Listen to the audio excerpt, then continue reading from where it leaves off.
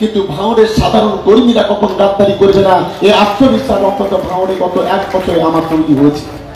ভাঙড়ের সাধারণ কর্মীদের আমি স্যালুট জানাই, যারা হয়তো কোনো পদে নেই, কোনো পোস্টে নেই, কিন্তু তারা যেভাবে মাটি কামড়ে লড়াই করেছে আমি তাদেরকে কৃতজ্ঞতা জানাই।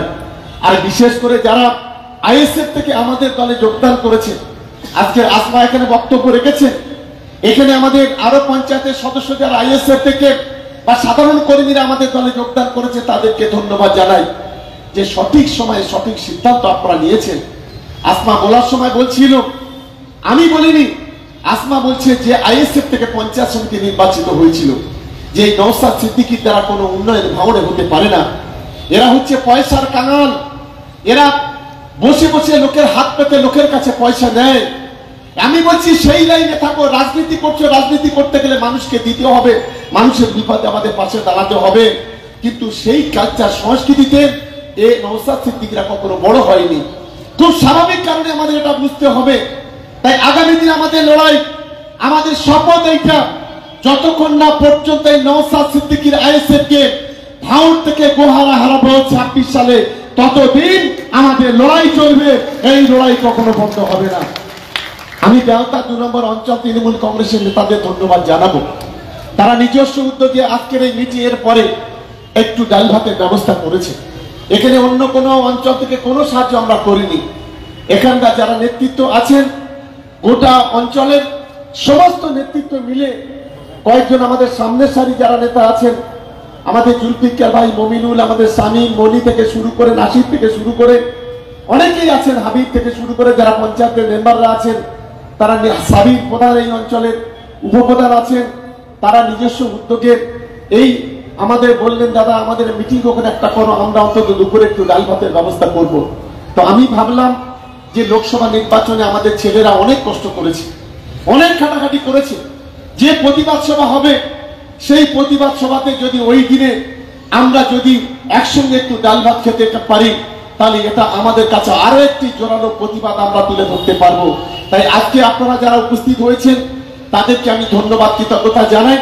এখন থেকে 26 সাল পর্যন্ত ধারাবাহিকভাবে প্রত্যেকটা মিটিং মিছিল হবে।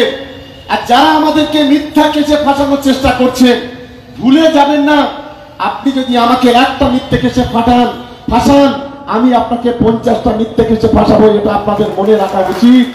ভুল করবেন না, বাপেরও বাপ আছে, পিছন থেকে নোংরা খেলা যারা করছেন, পিছন থেকে তাদেরকে সতর্ক করে দিচ্ছি, নোংরা খেলা করবেন না, নোংরা খেলা বন্ধ করুন। আমরা যদি কোনো অপরাধ করি নিশ্চিতভাবে আমাদের নামে যা ইচ্ছা তাই করুন, অসুবিধা নেই, কিন্তু কারোর ব্যক্তি স্বার্থ চরিতার্থ করতে, কারোর মন রাখতে কেউ কেউ নোংরা খেলা পিছন থেকে খেলছে, এটা কিন্তু সর্বনাশা খেলা, এটা মাথায় রাখতে হবে। তাই আমি সকলকে বলবো, আমার তৃণমূল কংগ্রেসের সহকর্মী যারা আছে, আপনারা আমাদের একটা পরিবার।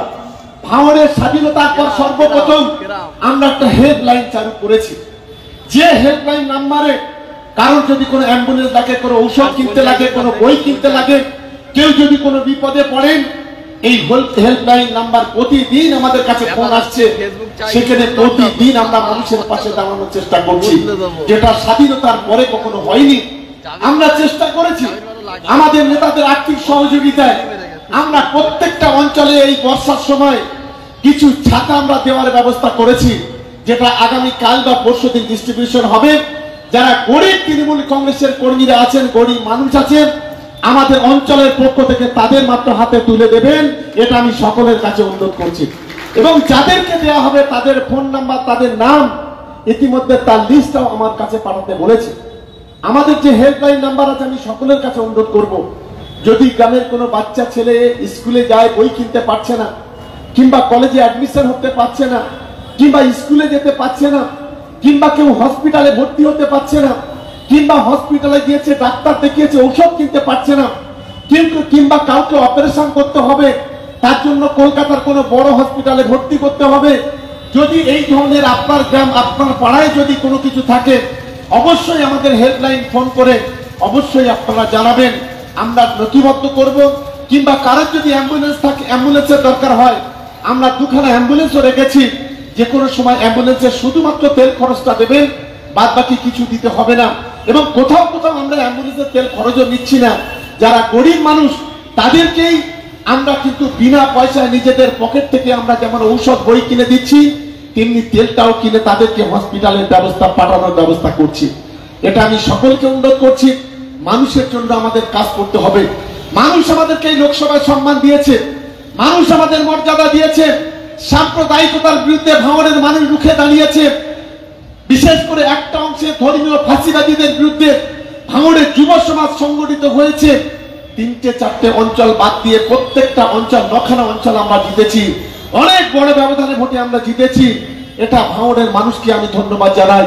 আগামী দিনে 9টা নয় 13টা অঞ্চল তৃণমূল কংগ্রেসকে জিততে হবে।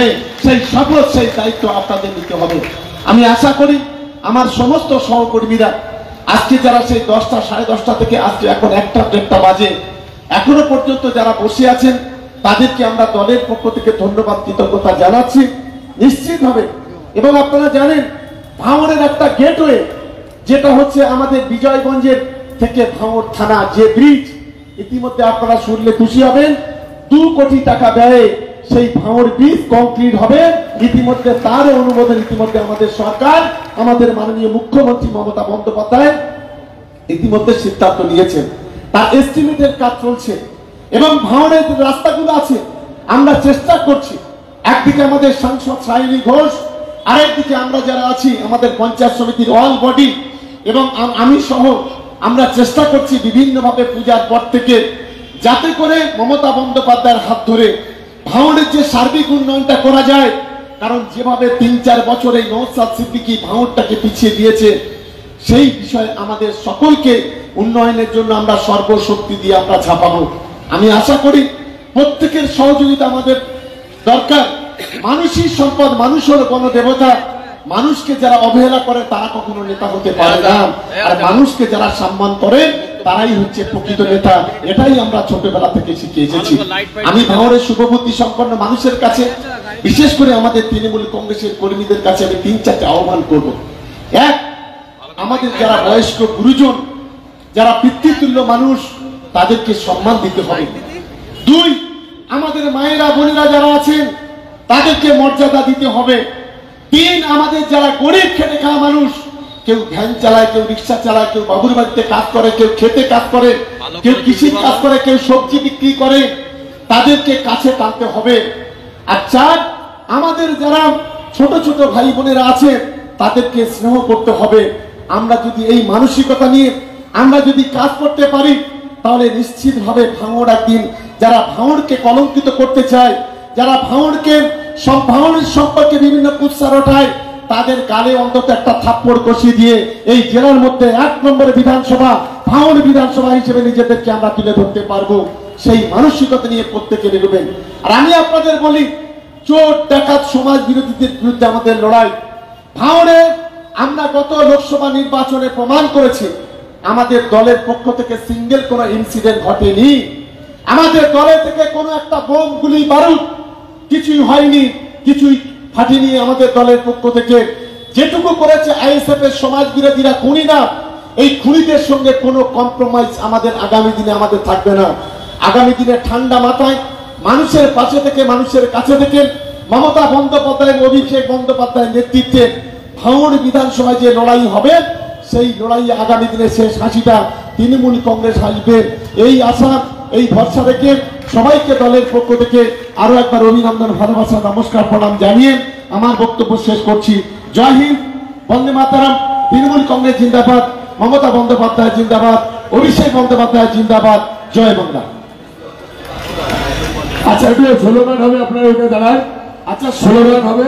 আমি সকলকে বলবো যে যারা সবাই উঠে দাঁড়ান, একটু জাতীয় সঙ্গীতে আমরা আমাদের সবার কাজটা শেষ করবো। সবাই একটু উঠে দাঁড়ান প্লিজ, কেউ বসে থাকবেন না।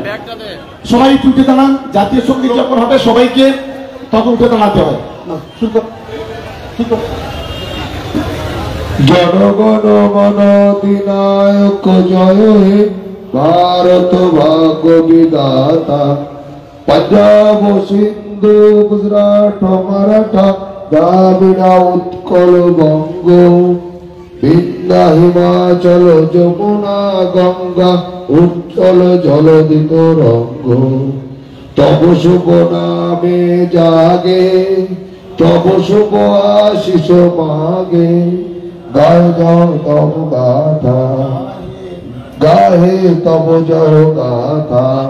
জনগণ মঙ্গলদায়ক জয় হে ভারত ভাগ্য বিধাতা, জয় হে জয় হে জয় হে, জয় জয় জয় জয় হে।